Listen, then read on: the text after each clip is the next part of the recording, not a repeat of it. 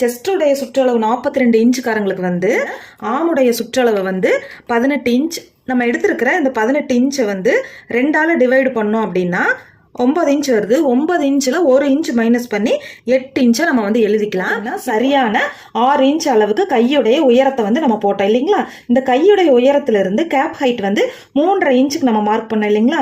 இந்த இடம் வந்து உங்களுக்கு 2 இன்ச்சு அல்லது 3.25 4 இன்ச் இந்த மாதிரி நம்மளுடைய பிரஸ்டுடைய சைஸுக்கு தகுந்த மாதிரி கேப்புடைய ஹைட் வந்து நமக்கு மாறும்.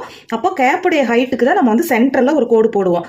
அந்த கோட்டில் பார்த்தீங்க அப்படின்னா நமக்கு இந்த 8 இன்ச் வருது இல்லைங்களா. அந்த 8 இன்ச்சை நான் வந்து மார்க் பண்றேன்.